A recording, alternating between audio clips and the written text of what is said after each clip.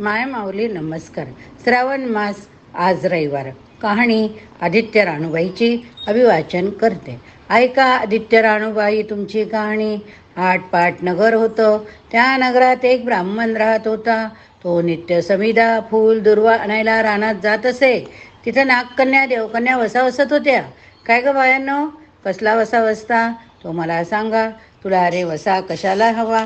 उच्चील माचील घेतला वसा टाकून देशील. उतणार नाही मातणार नाही, घेतला वसा टाकणार नाही. त्या तेव्हा म्हणाल्या, श्रावण मास येईल तेव्हा पहिल्या आदित्यवारी मौनानं म्हणजे न बोलता उठावं. अंगावरच्या वस्त्रांचं स्नान करावं. अग्रोदक पाणी कोणी न शिवलेलं ताजं पाणी आणावं. विड्याच्या पानावर रक्तचंदनाची आदित्य राणूबाई काढावी. 6 रेघांचं मंडळ करावं. 6 सुतांचा तंतू करावा. त्याला 6 गाठी द्याव्या. पान फुल व्हावं. पूजा करावी. पानांचा विडा, फुलांचा झेला, दशांगाचा धूप, गुळ खोबऱ्याचा नैवेद्य दाखवावा. 6 मास चाळावी. 6 मास पाळावी. बोटव्याची खीर, लोणकडी तूप, मेहून जेऊ घालावं. असेल तर चिरचोळी द्यावी, नसेल तर जोडगळ सरी द्यावी. ती नसेल तर 2 पैसे दक्षिणा द्यावी.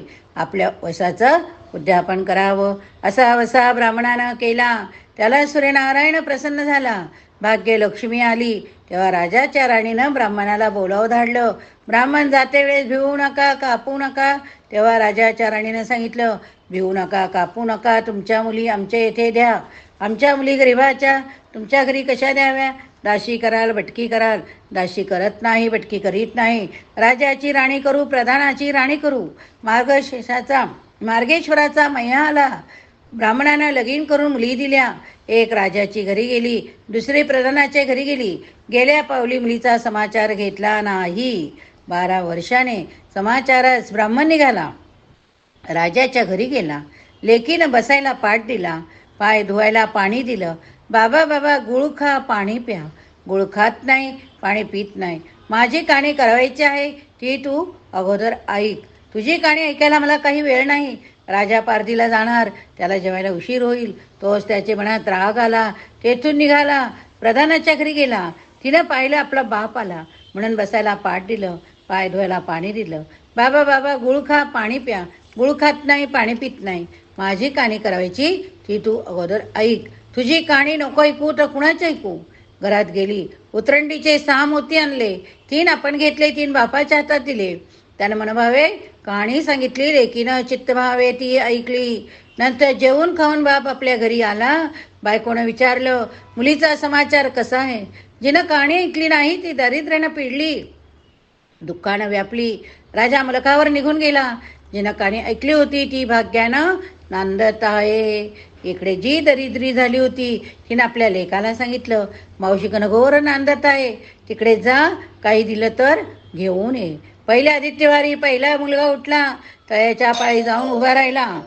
अगं अगं दाशींनो, तुम्ही दाशी कोणाच्या? आम्ही दाशी प्रधानाच्या. फाटकं नेसलं आहे, तुटकं पांघरलं. तळ्याच्या पाळीला उभा राहिला. प्रधानाची राणी म्हणाली, परसदारांना घेऊन या. परसदारांना घेऊन आल्या. नाहू मावकू घातलं, पितांबर नेसायला दिला. जेऊ खाऊ घातलं, कोळा पोखरला. हो ना, मोहरांनी धरला. बाबा ठेवू नको, विसरू नको, घरी जतन करून घेऊन जा म्हणून सांगितलं. वाटेनं आपला जाऊ लागला. तो सूर्यनारायण माळ्याच्या रूपानं आला. हातीचा कोहळा काढून नेला. मुलगा घरी गेला. आईनं विचारलं, काय रे बाबा, मावशीनं काय दिलं? दैव दिलं, कर्मानं नेलं. कर्माचं फळ पुढं उभं राहिलं. मावशीनं दिलं होतं पण सर्व गेलं. पुढे दुसऱ्या आदित्यवारी दुसरा मुलगा गेला. तळ्याच्या पायी जाऊन उभा राहिला. अगं अगं दाशींनो, तुम्ही दाशी कोणाच्या? आम्ही दाशी प्रधानाच्या. प्रधानाच्या राणीला माझा निरोप सांगा. त्याने सांगितला. प्रधानाच्या राणीनं त्याला घरी नेऊन नाहू माकू घातलं, पितांबर नेसायला दिला, जेऊ खाऊ घातलं, काठी पोखरून होना मोरांनी भरवून दिली. बाबा ठेवू नको, विसरू नको, जतन करून घरी घेऊन जा म्हणून सांगितलं. वाटेत सूर्यनारायण गुराख्याच्या रूपानं आला. आजची काठी काढून घेतली. मुलगा घरी गेला. झालेली गोष्ट राणीला सांगितली. दैव दिलं, सर्व कर्मानं नेलं. पुढे तिसऱ्या आदित्यवारी तिसरा मुलगा गेला. तळ्याच्या पाळी उभा राहिला. त्यालाही पहिल्यासारखं प्रधानाच्या घरी नेऊन नाहू माकू घातलं, पितांबर नेसायला दिला, जेऊ खाऊ घातलं. नारळ पोखरून मोराने भरून दिलं. ठेवू नको, विसरू नको असं सांगितलं. घरी जाताना विहिरीच्या काठी नारळ ठेवून पाणी प्यायला विहिरीत उतरला. तो नारळ गडगडून विहिरीत पडला. घरी गेला. आईने विचारलं, काय रे बाबा, मावशीनं काय दिलं? आई ग, मावशीनं दिलं, पण दैवानं ते सर्व बुडालं. चौथा आदितवारी चौथा मुलगा गेला. तळ्याच्या पाळी उभा राहिला. त्यालाही प्रधानाच्या राणीनं घरी नेऊन नाव माकू घातलं. पितांबर नेसायला दिला. जेऊ खाऊ घातलं. त्याला दयाची शिदोरी होन मोहरा घालून भरून दिली. वाटेत सूर्यनारायण घारीच्या रूपानं आला. हातची शिदोरी घेऊन गेला. घरी गेला. आईनं विचारलं, काय रे बाबा, मावशीनं काय दिलं? आई ग, मावशीनं दिलं, पण दैवाने ते सर्व नेलं. पाचव्या आदितवारी आपण उठली. तळ्याच्या पाळी जाऊन उभी राहिली. दाशीने तिचा निरोप तिच्या बहिणीला सांगितलं. बहिणीने तिलाही परसदारानं घरी नेलं. नाव घातलं, माखू घातलं, पाटावर नेसायला दिला.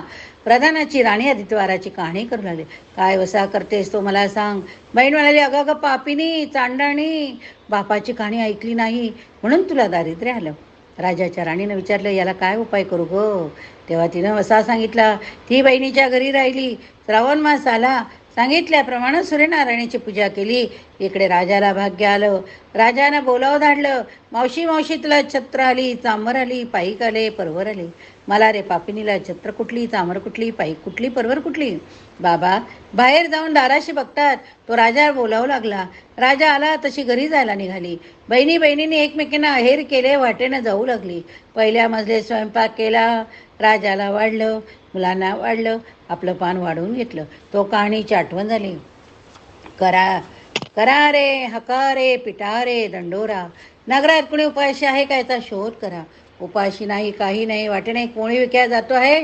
त्याला म्हणाले, आमच्या बाईची कहाणी ऐकायला ये. तुझ्या बाईची कहाणी ऐकून मला काय फळ? माझं पोट भरलं पाहिजे असं म्हणून तो राणीकडे आला. तशी राणीनं 6 मोती घेऊन 3 त्याला दिली. 3 आपल्या हातात ठेवली. मनभावे कहाणी सांगितली. त्यानं चित्तभावे ऐकली. त्याची मुळी लाकडाची होती, ती सोन्याची झाली. तो म्हणाला, बाई बाई, कहाणी ऐकल्याचं एवढं फळ, मग वसा घेतल्याचं काय फळ? काय वसा, तो मला सांगा. तुला रे वसा कशाला हवा? उच्चील माचील, घेतला वसा टाकून देशील. उतत नाही, मातत नाही, घेतला वसा टाकत नाही. तेव्हा वसा सांगितला. पुढं दुसऱ्या मजलीत गेली. स्वयंपाक केला. राजाला वाढलं, मुलांना वाढलं, आपलं पान वाढून घेतलं. तेव्हा कहाणीची आठवण झाली. करा रे, हका रे, पिटा रे, डांगोरा. नगरात कोणी उपाशी आहे का, याचा शोध घ्या. उपाशी नाही, काही नाही. माळ्याचा मळा पिकत नाही, विहिरीला पाणी लागत नाही, असा एक माळी चिंतेनं बसलाय. त्याला हाक मारली, आमच्या बाईची कहाणी आहे. तो आला. राणीने 6 मोती घेतले. 3 आपण घेतले. 3 माळ्याला दिली. राणीनं मनोभावे कहाणी सांगितली. माळ्यानं चित्तभावे ऐकली. माळ्याचा मळा पिकू लागला. विहिरीला पाणी आलं. तो म्हणाला, बाई बाई, कहाणी ऐकल्याचं एवढं फळ, मग वसा घेतल्याचं काय फळ? काय वसा असेल तो मला सांगा. राणीनं त्याला वसा सांगितला. पुढं तिसऱ्या मजल्यात गेली. स्वयंपाक केला. राजाला वाढलं, मुलांना वाढलं, आपलं पान वाढून घेतलं. तो कहाणीची आठवण झाली. करा रे, हका रे, पिटा रे, डांगोरा. नगरात कोणी उपाशी आहे का, याचा शोध करा.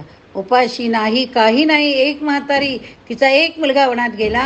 एक डोहात बुडाला. एक सर्पानं खाल्ला. त्यामुळे चिंताक्रांत बसली. तिला म्हणाले, आमच्या बाईची कहाणी ऐक. ती म्हणाली, कहाणी ऐकून काय करू? मी मुलांसाठी रडते. बरं, येते. मग ती राणीकडे आली. राणीनं पहिल्याप्रमाणे तिला कहाणी सांगितली. तिनं चित्तभावे ऐकली. तिचा मुलगा वनात गेला. तो आला. डोहात बुडाला. तो आला.